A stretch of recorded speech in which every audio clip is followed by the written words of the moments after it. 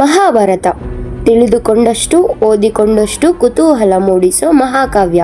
ಮಹಾಭಾರತ ಯುದ್ಧ ಇತಿಹಾಸದಲ್ಲೇ ಅತಿ ಭಯಾನಕ ಯುದ್ಧ. 1000 ಗಜಗಳಿಗಿಂತ ಹೆಚ್ಚು ಶಕ್ತಿವಂತರು ಹೋರಾಡಿ ಮಡಿದ ಯುದ್ಧ.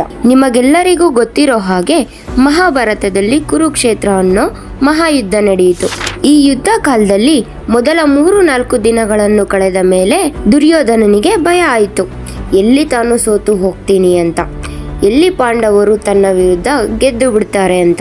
ದುರ್ಯೋಧನನೊಂದಿಗೆ ಭೀಷ್ಮ, ಕೃಪಾಚಾರ್ಯರು, ದ್ರೋಣಾಚಾರ್ಯರು ಎಲ್ಲರೂ ಇದ್ರು. ಆದರೆ ಪಾಂಡವರ ಜೊತೆ ಕೃಷ್ಣ ಮಾತ್ರ ಇದ್ದಿದ್ದು. ದುರ್ಯೋಧನನ ಜೊತೆ ಇಷ್ಟೆಲ್ಲ ಸಾಹಸಿಗರು, ಪರಿಣಿತರು, ಗುರುಗಳು ಇದ್ರೂ ಸಹ ಅವನ ಪಕ್ಷ ಸೋಲುತ್ತಿರೋದನ್ನ ನೋಡಿ ಹೆದರಿಕೆ ಆಯಿತು.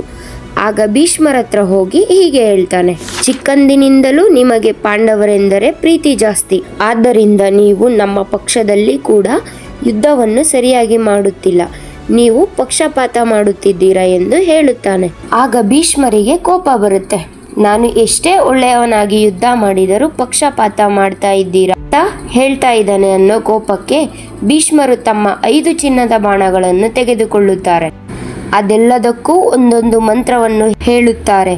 ಆಗ ದುರ್ಯೋಧನಿಗೆ ಹೇಳುತ್ತಾರೆ, ಈ 5 ಬಿಲ್ಲುಗಳನ್ನು ಇಟ್ಟುಕೊಂಡು ನಾಳೆ ಬೆಳಗ್ಗೆ ಶುರು ಆಗೋ ಯುದ್ಧದಲ್ಲಿ ಪಂಚಪಾಂಡವರನ್ನು ಕೊಲ್ಲುತ್ತೀನಿ ಅಂತ. ಆದರೆ ದುರ್ಯೋಧನನಿಗೆ ನಂಬಿಕೆ ಬರೋದಿಲ್ಲ ಭೀಷ್ಮರ ಮೇಲೆ. ಅವನು ಏನು ಹೇಳುತ್ತಾನೆ ಅಂದರೆ, ನಾಳೆ ಏನಾದರೂ ಪಾಂಡವರು ನಿಮ್ಮ ಹತ್ರ ಬಂದು ಗೋಗರೆದರೆ ಈ 5 ಚಿನ್ನದ ಬಿಲ್ಲುಗಳನ್ನು ಅವರಿಗೆ ದಾನ ಮಾಡಿಬಿಡ್ತೀರಾ, ಯಾಕೆಂದರೆ ನಿಮಗೆ ಅವರ ಮೇಲೆ ಜಾಸ್ತಿ ಪ್ರೀತಿ ಅಂತ ಹೇಳ್ತಾನೆ. ಆಗ ಭೀಷ್ಮರು, ನಾನೇನು ಆ ರೀತಿ ಮಾಡೋದಿಲ್ಲ, ಆದರೆ ನಿನಗೆ ನನ್ನ ಮೇಲೆ ನಂಬಿಕೆ ಬರಬೇಕೆಂದರೆ ನಾನೇನು ಮಾಡಬೇಕು ಹೇಳು ಅಂತ ದುರ್ಯೋಧನನಿಗೆ ಕೇಳ್ತಾರೆ.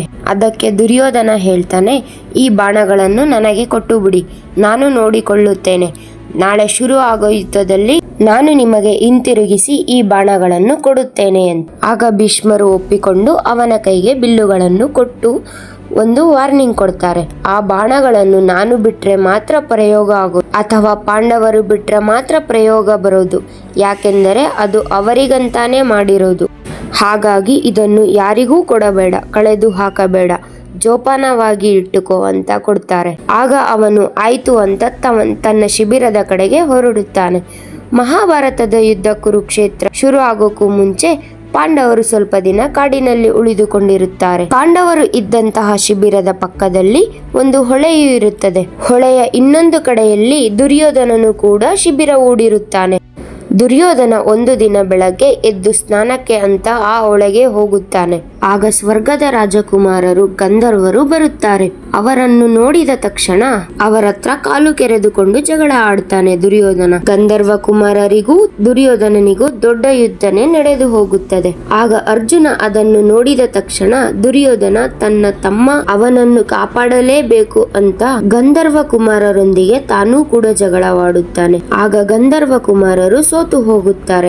ಅರ್ಜುನ ಗೆದ್ದು ಬಿಡುತ್ತಾನೆ. ದುರ್ಯೋಧನ ಒಬ್ಬ ಕ್ಷತ್ರಿಯ, ಅವನಿಗೆ ನಾಚಿಕೆ ಆಗಿರಬಹುದು, ಆದರೆ ಅರ್ಜುನ ತನ್ನನ್ನು ಕಾಪಾಡಿದನಲ್ಲ ಅಂತ ಖುಷಿಗೆ ಇರುತ್ತದೆ. ಆಗ ಅರ್ಜುನನಿಗೆ, ನಿನಗೆ ಏನು ಬೇಕು ಕೇಳು, ನಾನು ಒಂದು ವರ ಕೊಡುತ್ತೇನೆ ಅಂತ ದುರ್ಯೋಧನ ಹೇಳ್ತಾನೆ. ಆಗ ಅರ್ಜುನ, ಸದ್ಯಕ್ಕಂತೂ ಏನು ಬೇಡ, ನನಗೆ ಬೇಕಾದಾಗ ಕೇಳುತ್ತೇನೆ ಎಂದು ಹೇಳಿ ಹೋಗುತ್ತಾನೆ.